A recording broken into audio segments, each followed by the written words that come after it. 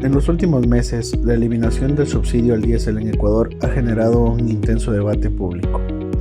Medios de comunicación, redes sociales y líderes de opinión han construido distintos relatos sobre las causas y consecuencias de esta medida económica.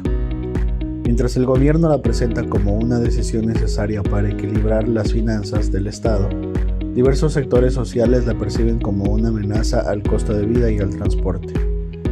En este video analizaremos cómo los encuadres mediáticos, la agenda setting y la influencia de los líderes de opinión han moldeado la percepción ciudadana sobre este tema, evidenciando los procesos de polarización y construcción de opinión pública que se desarrolla en el país.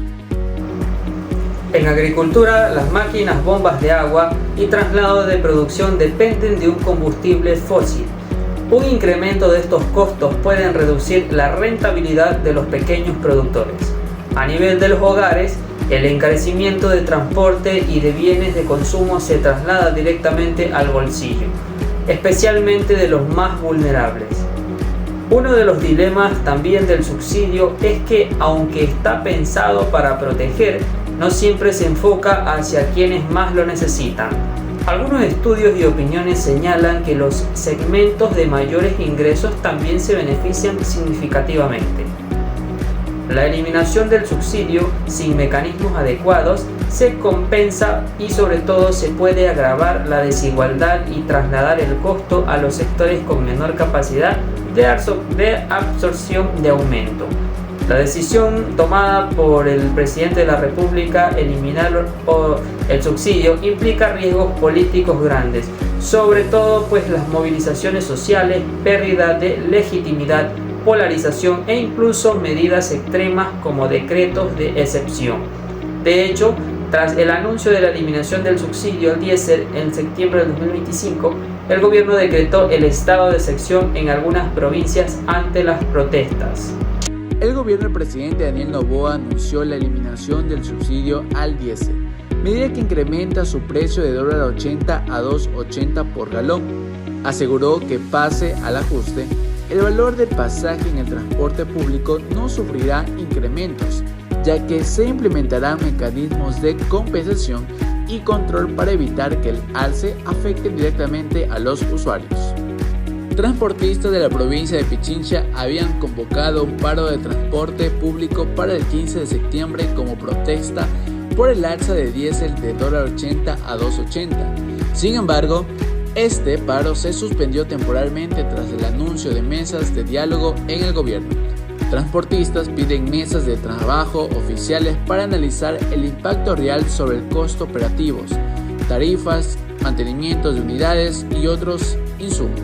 Los expertos coinciden en que, aunque la eliminación del subsidio del combustible generará un impacto inmediato en costos, en vista como una medida necesaria para mejorar la eficiencia fiscal, reducir corrupción, contrabando y destinar mejor el recurso del Estado, pero también advierte sobre riesgos, inflaciones al alzar en el precio de productos y servicios y la necesidad de implementar medidas contemporáneas claras para evitar el fuerte golpe económico en los sectores más vulnerables. Hola, soy Jefferson y hoy les presento un breve monitoreo de cómo se discute en redes sociales el tema de subsidios al diésel en Ecuador.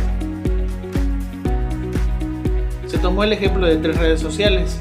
En la primera, X, antes Twitter, medios como El Universo informan sobre pérdidas millonarias en el sector turístico por el paro nacional.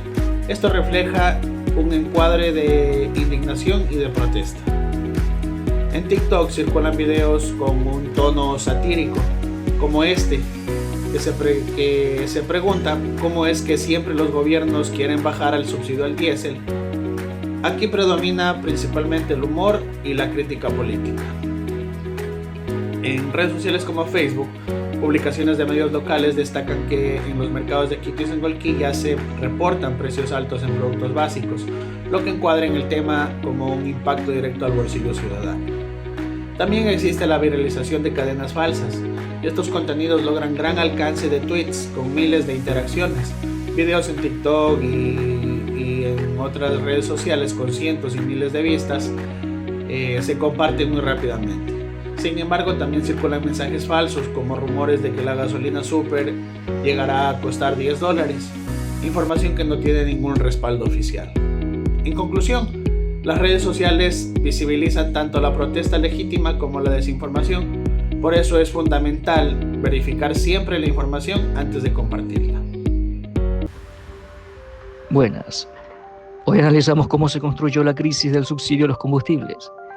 El verdadero campo de batalla no estaba en la calle, sino en la opinión pública. La pregunta clave no es cuánto cuesta, sino cómo nos hicieron percibir el costo. Primero, la agenda sitting. Los medios, al dedicarles el 80% de su espacio en las mesas de diálogo y los pronósticos de paro, nos obligaron a considerarlo el problema más importante del país, incluso por encima de otros temas vitales. Segundo, el encuadre framing. Hubo dos narrativas en guerra. El gobierno lo enmarcó como ahorro y necesidad fiscal, mientras que gremios y opositores lo encuadraron como golpe al bolsillo y aumento de la pobreza. Esta división fue amplificada por los líderes de opinión clave. Los transportistas movilizaron a los públicos organizados y los influencers encendieron las mesas digitales. Tercero, veneno digital, polarización y desinformación. En redes el debate se volvió tóxico. La gente solo vio noticias que confirmaban su miedo o su apoyo, creando peligrosas cámaras de eco. En ese vacío florecieron noticias falsas, como las supuestas alzas inmediatas, que causaron pánico real y dañaron aún más la confianza en las instituciones. En conclusión, esta crisis nos enseña que el verdadero desafío de la política moderna no es la decisión económica, sino la gestión de la percepción. La comunicación es la única herramienta para evitar que el miedo y la desinformación dicten la realidad nacional.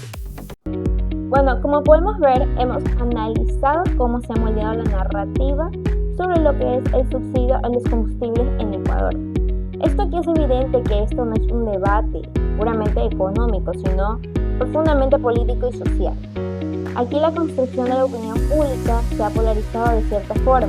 Por un lado vemos actores gubernamentales intentando justificar la focalización apelando a la sostenibilidad fiscal, pero por otro lado vemos los sectores sociales y políticos utilizando el subsidio como palanca de movilización, apelando el impacto directo en el costo de vida. Un punto crítico que podemos ver es el papel de los medios y las redes, ya que en las redes sociales observamos cómo la información técnica se llega a simplificar o peor aún, se llega a distorsionar. Obviamente esto crea percepciones emocionales que superan los datos reales. La opinión pública en este contexto es más reactiva que informada. En lo que es la práctica, esto significa que cualquier intento de reforma, por necesario que sea técnicamente, enfrentará lo que es la resistencia social significativa. Es decir, si aquí no se maneja la comunicación con transparencia, de manera clara, radical y con empatía, pues podemos ver que la opinión pública ecuatoriana de los subsidios llega a ser un campo de batalla comunicacional. Hay que entender esto, que esto es algo clave para cualquier política pública futura en nuestro país. Bueno, esto ha sido nuestra investigación de lo que es el tema de los combustibles en lo que ha sido aquí en Ecuador. Y nada, nos vemos en una próxima. Muchas gracias por escucharnos.